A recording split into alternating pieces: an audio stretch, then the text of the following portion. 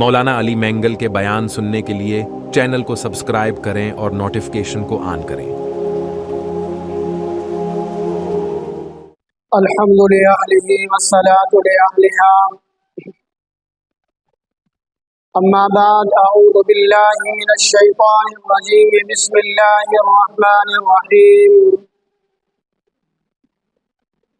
وَلَن تَرْضَىٰ عَنْكَ الْيَهُودُ وَلَا النَّصَارَىٰ حَتَّىٰ تَتَّبِعَ مِلَّتَهُمْ، أو كما قال الله تبارك وتعالى في الكلام المجيد والفرقان الحميد، صدق الله العظيم۔ اللهم صل على محمد وآله وعترته بعدد كل معلوم لك۔ میرے محترم سامعین اور میرے عزیز دوستوں بزرگوں، آج ہم دیکھ رہے ہیں پوری دنیا کے اندر مسلمان مضطرب ہیں، ہر شخص پریشان ہے۔ پوری دنیا کے اندر ہر ملک میں مسلمان آپ کو غمزدہ اور افسردہ نظر آ رہے ہیں۔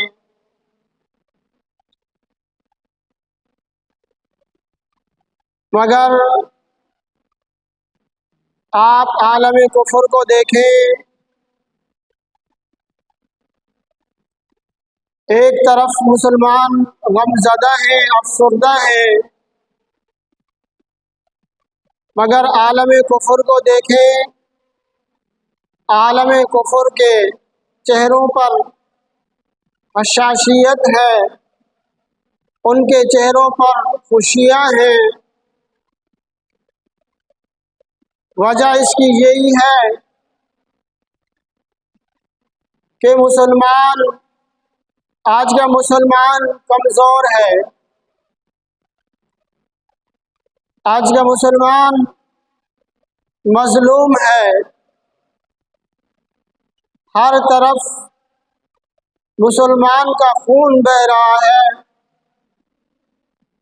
پوری دنیا کے اندر اگر کوئی سستی چیز ہے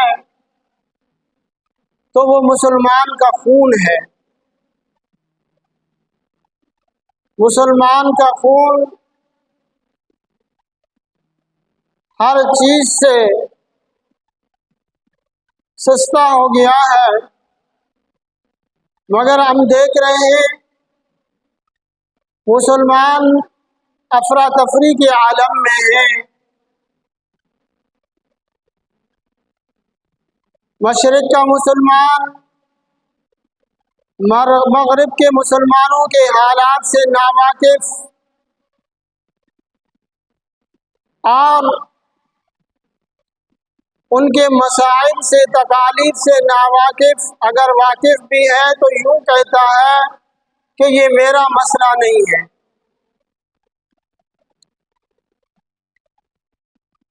پاکستان کا مسلمان سمجھتا ہے فلسطین کا مسئلہ میرا مسئلہ نہیں ہے، وہ فلسطینیوں کا مسئلہ ہے۔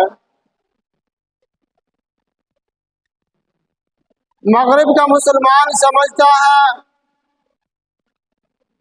کہ پاکستانیوں کے جو مسائل ہیں وہ میرے مسائل نہیں، وہ پاکستانیوں کے مسائل ہیں، پاکستانی جانے تو ان کے مسائل جانے۔ یاد رکھنا، وہ مسلمان کہاں گئے جو ایک ایک مسلمان کے لیے ہمارے حکمران لشکر تیار کیا کرتے تھے؟ معتصم باللہ مسلمانوں کا ایک بادشاہ ہے، ان کے دور میں عیسائیوں نے اپنے ملک میں ایک مسلمان عورت کو قید کیا،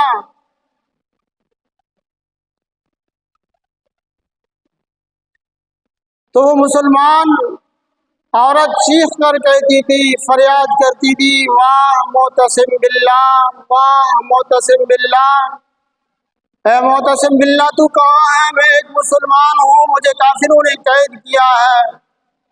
تو کافر اس سے کہتے बुला तू अपने मोतसिम बिल्ला को, वो तेरे लिए अरबी घोड़ों का लश्कर तैयार करके आएगा। मजाक उड़ाया करते थे। ये बात जब मोतसिम बिल्ला को पहुंची कि एक मुसलमान औरत ईसाइयों के यहाँ कैद है और ईसाई काफिर उसको ताना देते हैं कि बुला तू अपने मुसलमानों को कि तेरे मुसलमान तेरी मदद के लिए आ जाएं। खुदा की कसम, मोतसिम बिल्ला ने एक जबरदस्त लश्कर तैयार करके ईसाइयों के बॉर्डर पर लेकर आ गया और ऐलान किया कि ए ईसाइयों, अगर चंद घंटों के अंदर इज्जत के साथ उस मुसलमान औरत से माफी लेकर इज्जत के साथ अगर तुमने उसको आजाद नहीं किया, अगर तुमने उसको छोड़ा नहीं, उसको मेरे हवाले नहीं किया, तो मैं ये अजीम लश्कर जो तैयार करके आया हूँ तुम्हारे मुल्क की, तुम्हारे सल्तनत के मैं परखचे उड़ा दूंगा। खुदा की कसम, मोतसिम बिल्ला की एक ऐलान से वो ईसाई बुज़दिल बन गए और झुक गए। एक मुसलमान औरत को आजाद करके और उसको इज्जत के साथ मोतसिम बिल्ला के हवाले किया। अरे हम तो वो मुसलमान हैं। मोहम्मद बिन कासिम ने एक औरत की आवाज पर जिसको काफिरों ने कैद किया हुआ था, मोहम्मद बिन कासिम ने एक मुसलमान औरत की आजादी के लिए अरबिस्तान से एक जबरदस्त जंगी लश्कर तैयार करके सिंध पर हमला आवर होता है और राजा डाहिर को शिकस्त देके सिंध को बाबुल इस्लाम बना के उस एक मुसलमान औरत को आजाद करा देता है। आज हमारे मुसलमान कहाँ गए? हमारे मुसलमानों की गैरत कहाँ गई? आज हम मुसलमान इतने कमजोर क्यों हो गए हैं? खुदा की कसम, फलस्तीन के अंदर एक औरत नहीं, एक मुसलमान माँ बहन नहीं, सैकड़ों मुसलमान बहनों को यहूदियों ने कैद किया हुआ है और इनको उनकी इज्जतों को तार तार कर रहे हैं, उनके इज्जतों पर हमला आवर है और उनके सामने होकर वो कहते हैं, कहाँ है तुम्हारे मुसलमान? एक अरब से ज्यादा मुसलमान, कहाँ है तुम्हारे मुसलमान भाई? कहाँ है तुम्हारे मुसलमान हुक्मरान? कहाँ है तुम्हारे अरबिस्तान के हुक्मरान? ये कहाँ है तुम्हारे पाकिस्तान के हुक्मरान? खुदा की कसम, आज मुसलमान हम इतने कमजोर हो गए। उसकी वजह क्या है? अल्लाह के नबी सल्लल्लाहु अलैहि वसल्लम एक दफा इरशाद फरमा रहे थे। अल्लाह के नबी ने फरमाया, एक वक्त आएगा जिस तरह हम दस्तरखान पर खाने के लिए एक दूसरे को दावत देते हैं, कुफ्फार मुसलमानों को खत्म करने के लिए, मुसलमानों को तबाह करने के लिए, मुसलमानों को हलाक करने के लिए एक दूसरे को दावत देंगे, एक दूसरे काफिर जमा हो जाएंगे कि मुसलमानों को खत्म किया जाएगा, मुसलमानों को ज़िबा किया जाएगा।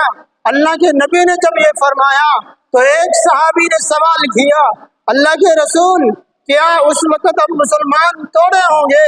अल्लाह के नबी ने फरमाया, हाँ, मुसलमान तोड़े नहीं होंगे, मुसलमान कसरत से होंगे। फिर वो सहाबी अर्ज करता है, अल्लाह के रसूल, आखिर वजह क्या है? काफिर इतना बहादुर क्यों बन जाएंगे? हम मुसलमान इतने कमजोर क्यों हो जाएंगे? अल्लाह के नबी ने फरमाया, उस वक्त तुम ज्यादा होंगे, तुम्हारी कसरत होगी।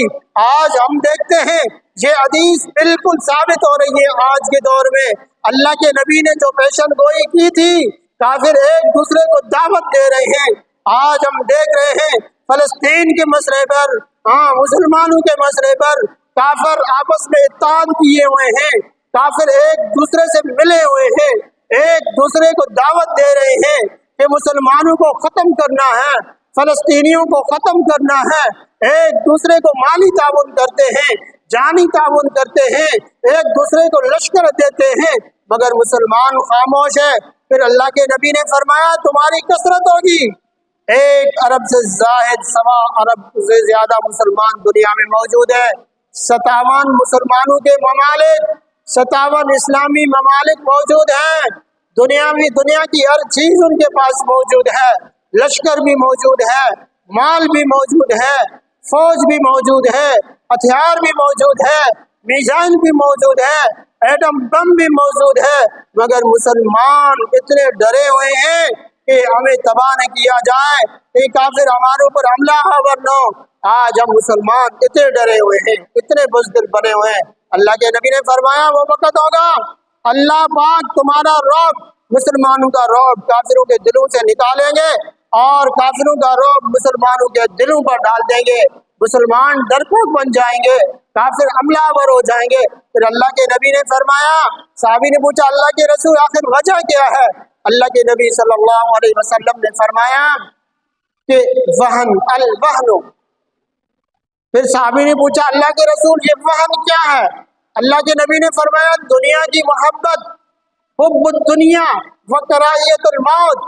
तुम्हारे दिल में दुनिया की मोहब्बत होगी, तुम दुनिया के आशिक बन जाओगे, तुम उस वक्त दुनिया को अपना महबूब समझोगे, तुम्हारा ओढ़ना बिछोना दुनिया बन जाएगी, तुम दुनिया से मोहब्बत करोगे, तुम दुनिया के लिए मरना जीना करोगे, तुम्हारा मरना जीना दुनिया के लिए होगा, तुम एक दूसरे को मारोगे दुनिया के लिए मारोगे और तुम मौत से डरोगे।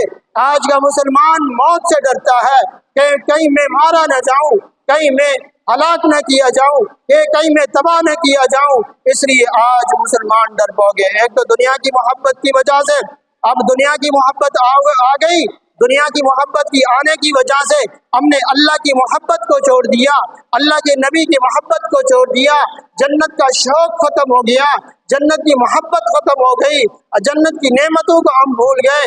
हम ये भूल गए कि दुनिया हमारा आर्जी वतन है, हमें तो आगे जाना है, हमारा असल मकसद तो आखिरत है, आखिरत की कामयाबी है।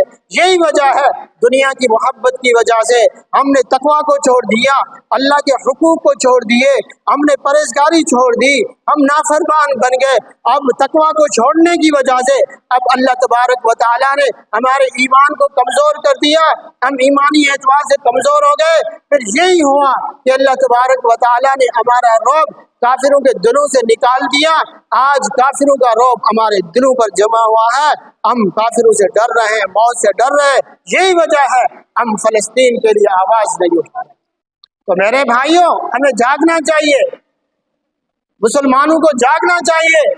ए मुसलमानों, बेदार हो जाओ, कहीं ऐसा ना हो कि ये वक्त हमसे निकल न जाए, कहीं हम तबाह ना हो जाए, फिर हमारी दास्तान ना मिले, दास्तानों में पर कोई हमारा नाम लेने वाला ना हो, हम कहीं हलाक ना हो जाए, तबाह ना हो जाए। तो मेरे भाइयों, उठ जाओ, खुदा की कसम एक बन जाओ, मुत्तहिद बन जाओ, एक बन जाओ, फुरूई मसाइल को छोड़ दो, अल्लाह के लिए, अल्लाह के रसूल के लिए एक बन जाओ, एक जमात, एक आवाज बन के काफिरों को सुना दो, काफिरों को पैगाम पहुंचा दो कि फलस्तीनियों से हमारा रिश्ता क्या, ला इलाहा इल्लल्लाह, फलस्तीनियों से हमारा रिश्ता क्या, ला इलाहा इल्लल्लाह। जब मिलकर एक होकर एक आवाज बन के जब इंशाअल्लाह हम अल्लाहु अकबर की सदा लगाएंगे, खुदा की कसम काफिरों की शिकस्त दूर नहीं है, शिकस्त दूर नहीं है। अल्लाह पाक हम सबको अमल करने की तौफीक नसीब फरमाए। वमा अलैना इल्लल बलागुल मुबीन।